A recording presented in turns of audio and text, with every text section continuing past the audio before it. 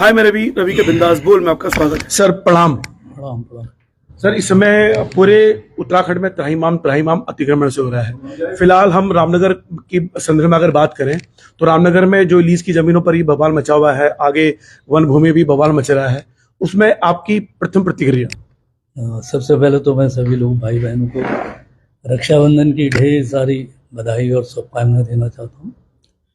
और जहाँ तक अतिक्रमण का सवाल है, अतिक्रमण जिस प्रकार से हुआ है, आज उसका संज्ञान कोर्ट ने भी लिया है और ये हाई कोर्ट का निर्णय है कि एनएच में या वनभूमि में जहाँ भी और किसी भी विभाग का अतिक्रमण हुआ है तो वो अतिक्रमण हटाया जाए। तो इसमें सरकार के स्तर का कुछ नहीं है।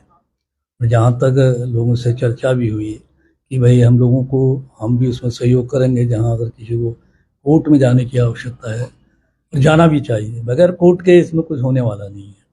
और शासन स्तर का कुछ नहीं है, क्योंकि अगर कुछ सरकार अगर करती है तो वो फिर कोर्ट की अवमानना मानी जाएगी और इसमें सरकार की मजबूरी भी है। तो विपक्ष ये कह रहा है इस समय कि सरकार चाहे तो अध्यादेश ला सकती थी, बहुत सारे नियम उसने बदले हैं, तो इस विषय पर वो अध्यादेश क्यों नहीं ला रही है? अब अध्यादेश कोर्ट का मामला, उसमें क्या अध्यादेश आएगा, ये मेरी विपक्ष की बात समझ में नहीं आई।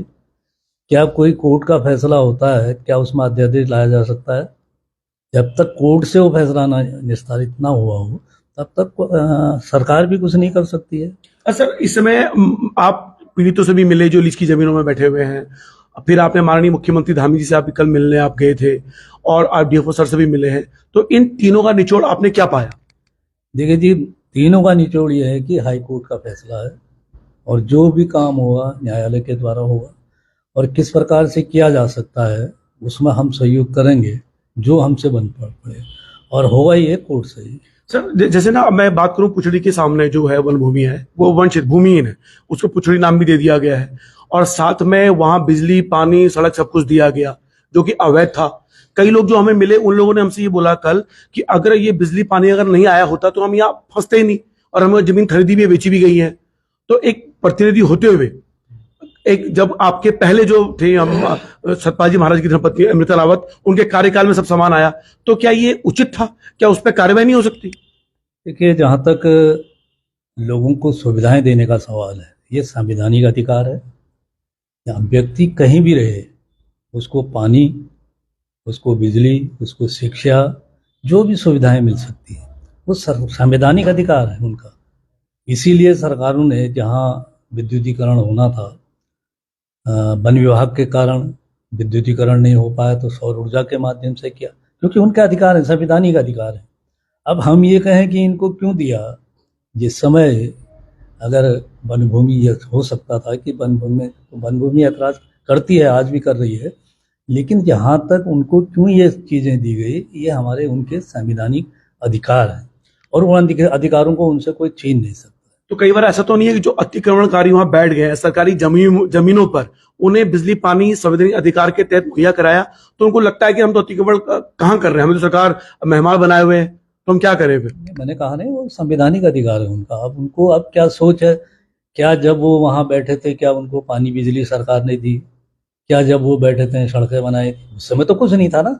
आज भले ही वो कह रहे हैं कि हमें कनेक्शन दिया, ये तो बहुत बाद में उनको दिया गया, बैठे तो पहले से हैं। जब वो वहाँ बैठे हैं तो संवैधानिक उनका अधिकार है कि उनको शिक्षा भी मिले, भले ही छप्पर के नीचे मिले। विद्युतीकरण, मैंने कहा कि जैसे विद्युतीकरण नहीं हो पाया, सौर ऊर्जा के माध्यम से विद्युतीकरण किया गया। तो ऐसी बहुत सी योजनाएं हैं जिनको सरकार को संविधान के अनुसार करना होता है। सर, एक जिम्मेदार नागरिक होने के नाते, मैं इसमें विधायक होने के नाते नहीं पूछ रहा हूँ, जिम्मेदार नागरिक होने के नाते, क्या अतिक्रमण करना सही है? और अगर सही है तो सरकार ऐसी कार्रवाई क्यों ना रोके? अतिक्रमण जहाँ तक है, अतिक्रमण गलत है और सरकार उसके तहत पूर्व में भी किया है, लेकिन लोगों को भी अधिकार है न्यायालय जाने का। जैसा लोगों ने कहा कि हम 60-70 साल से बैठे हैं, उसका कुछ ना कुछ प्रूफ होगा। इस सरकार ने सारी चीज़ें दे रखी हैं उसमें कि हम अगर किसी चीज़ के लिए अतिक्रमण हटाने की तो अपने प्रूफ दें कि हमारे पास कब से हम हैं, कब से हम यहाँ बैठे हैं। तो ये सारी चीज़ें हैं। इसमें केवल आंदोलन करने से, हाय हाय करने से कोई हल नहीं होता। जो लोग इस तरह वो करें ना, व्यवस्था करें, उनके साथ दें, उनका सहयोग करें, कोर्ट जाएं, कोर्ट से सुप्रीम कोर्ट जाएं, कई लोग गए हैं। अब क्या फैसला कोर्ट का आता है वो बात की बात है। और सर मैं देख रहा हूँ कि विपक्ष इस समय खुली राजनीति कर रहा है, क्योंकि वो इस विषय पर, मैं कल देख रहा था, कल कहीं आंदोलन हो रहा था, तो उस मामले को हिंदू मुसलमान पे जोड़ रहे थे, उस मामले को दुनिया भर की बातों से, लेकिन केंद्रीय मुद्दे पर वो नहीं थे। तो विपक्ष तो राजनीति कर रहा है, इसमें कोई दोहराई नहीं है। एक सवाल अंतिम, उसके बाद मैं आपको फ्री करूंगा सर, इतना समय दिया कीमती आपने। जब अतिक्रमण ऐसे हटाया जाता है, एक विधायक प्रतिनिधि होने के नाते कितना दबाव रहता है, जबकि आप जानते हो कि इन लोगों ने गलत किया है? दबाव तो रहता है, ठीक है, जनता का। इसीलिए मैं राजस्थान के प्रवास पर था और लौट के आया तो यहाँ सारे लोग आए। अब जहाँ तक मुस्लिम हिंदू की बात है, उसमें सभी लोग थे, हिंदू अधिकांश थे जो लोग मेरे पास आए थे, मुसलमान तो कम लोग थे। तो इस प्रकार से जो इस प्रकार की बातें कर रहे हैं कि हिंदू मुस्लिम, अतिक्रमण के लिए कोई हिंदू मुस्लिम नहीं है।